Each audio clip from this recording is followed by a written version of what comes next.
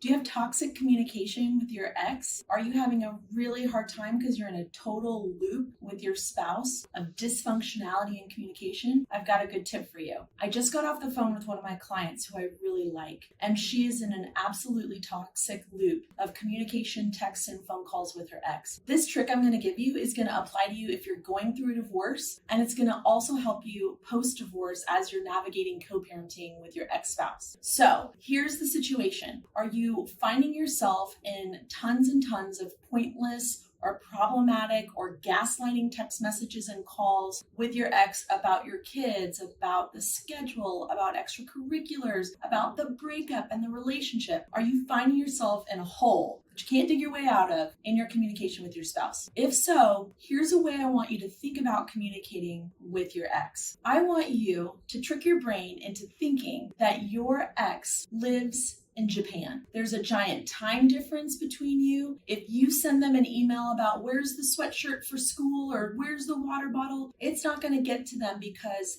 they are 12 hours ahead or behind your time zone. When you think about your spouse or your ex as living in a different country, they're not going to be driving down the road. You're not going to see them or run into them in the grocery store. When you think about them as very, very far away, they're on your mind. There's someone in your life that you need to be aware of, but you're not going to have immediate communication with them. When you think, my ex lives in Japan, then you're going to have a buffer of time to be able to solve the problem yourself instead of reaching out to them and making them send you the report card or give you the medication dosage. If your ex lived in Japan and you really needed to get those records from school or from a doctor's office, you wouldn't bother them with it. You can empower yourself instead to go directly to the school or go directly to the doctor. You're going to have to solve the problem yourself. What this hack does is it creates some distance between your thought about your ex and your reaction to it. And hopefully it reduces the amount of text messages your attorney has to read through in your divorce. So if anything, this is a way to save money in your divorce. But it's also going to help you after divorce in your co-parenting with your ex because you're going to have the exact same conversations after divorce anyways about your kids. When you think about your ex as living in a different country, you empower yourself to solve the problem without their help. I'm Holly Davis. I'm a divorce attorney here in Austin, Texas, and I help my clients and others with emotionally intelligent divorces. And I hope this helps.